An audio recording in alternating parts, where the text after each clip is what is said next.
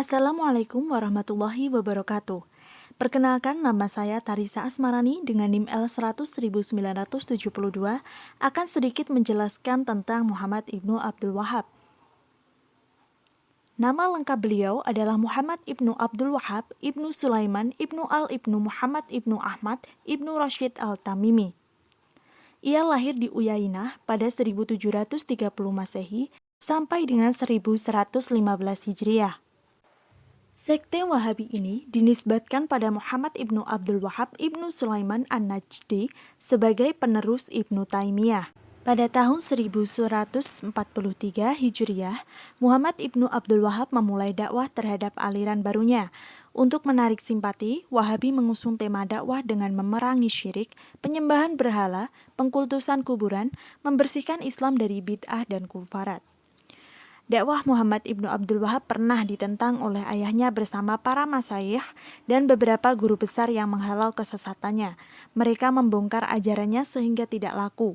Ketika ayahnya wafat, barulah dia leluasa menyebarkan dakwahnya di tahun 1153 Hijriah.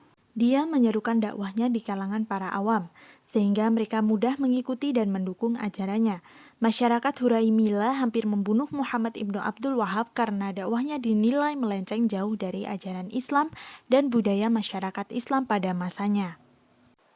Atas kejadian itu, ia melarikan diri ke kota Uyainah dan merapatkan ke emir atau penguasa sekaligus wali kota. Dakwahnya kembali tidak diterima di kota Uyainah. Ia kembali melarikan diri ke kota Dar'iyah. Di kota inilah ia mendapat dukungan penuh dari emirnya, yaitu Muhammad ibnu Sa'ud, sehingga warga dan masyarakat di sana menyambut ajarannya dengan hangat. Ekspansi awal Wahabi Saudi yang menentukan berlangsung ke barat, khususnya ke Hijaz, di mana dua kota suci Islam, Mekah dan Madinah berada. Kemenangan di Hijaz mendorong koalisi Wahabi Saud untuk meneruskan ekspansi ke wilayah selatan ke Asir, di mana para pemimpin lokalnya segera memeluk Wahabisme dan ikut serta ke dalam ekspansi selanjutnya ke Yaman. Inti dari gerakan pembaharuan beliau adalah yang pertama, pembaharuan Islam yang paling utama disandarkan pada persoalan tauhid. Dalam hal ini, Muhammad ibnu Abdul Wahhab dan para pengikutnya membedakan tauhid menjadi 3 macam, yaitu tauhid rububiyah, tauhid uluhiyah, dan tauhid al-asma wa al-sifat. Menurut Abdul Wahhab, Allah adalah Tuhan alam semesta yang maha kuasa dan melarang penyifatan kekuasaan Tuhan pada siapapun kecuali Dia. Dialah yang menciptakan manusia dan alam dari tiada. Eksistensi Allah dapat dirasakan melalui tanda-tanda dan ciptaannya yang tersebar di seluruh alam, seperti siang dan malam, matahari dan bulan, gunung-gunung dan sungai-sungai, serta seterusnya. Allah adalah Tuhan yang berhak disembah. Segala urusan manusia sehari-hari harus didasarkan pada Al-Quran dan Sunnah Nabi. Tuhan sama sekali tidak dapat dibandingkan dengan apapun.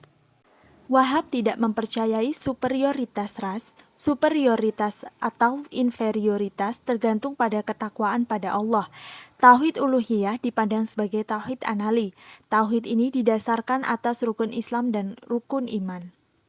Kedua, Wahhab sangat tidak setuju dengan para pendukung tawaslul. Menurutnya, ibadah adalah cara manusia berhubungan dengan Tuhan. Usaha mencari perlindungan kepada batu, pohon, dan sejenisnya merupakan perbuatan syirik.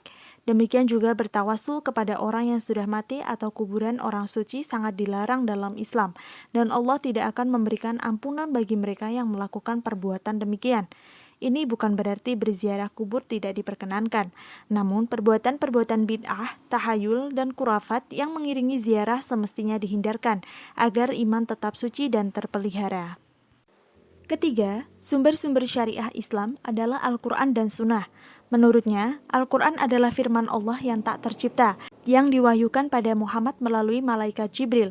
Ia merupakan sumber paling penting bagi syariah. Ia hanya mengambil keputusan berdasarkan ayat-ayat mutahamat dan tidak berani mempergunakan akal dalam menafsirkan ayat-ayat mutasyabihat. Maka, ia menyarankan agar kaum muslim mengikuti penafsiran Al-Quran generasi Al-Salaf Al-Soleh. Sementara itu, sunnah Nabi adalah sumber terpenting kedua, sedangkan ijma' adalah sumber ketiga bagi syariah dalam pengertian terbatas. Ia hanya mempercayai kesucian ijma' yang berasal dari 3 abad pertama Islam, karena hadis yang memuat sunnah Nabi sebagai jawaban atas setiap masalah dikembangkan muslim selama 3 abad pertama.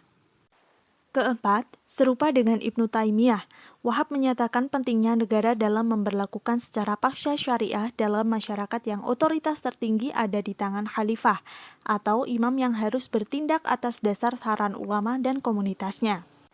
Jika seseorang menjadi khalifah dengan konsensus komunitas muslim, maka ia harus ditaati. Ia juga memandang sah upaya penggulingan khalifah yang tidak kompeten melalui kekerasan dan paksaan. Namun demikian, khalifah yang tidak kompeten tetap harus dipatuhi sepanjang ia melaksanakan syariah dan tidak menentang ajaran-ajaran Al-Quran dan Sunnah. Pembaruan Muhammad Ibnu Abdul Wahab memurnikan Islam dari segala hid'ah, tahayuts, dan kufarat, tampaknya menjadi inspirasi bagi gerakan-gerakan pembaruan yang terjadi di dunia muslim dari waktu ke waktu. Di negara Arab sendiri, ajaran-ajaran Wahab kemudian menjadi Wahabi karena dukungan Ibnu Saud dan putranya, Abdul Aziz. Terima kasih. Wassalamualaikum warahmatullahi wabarakatuh.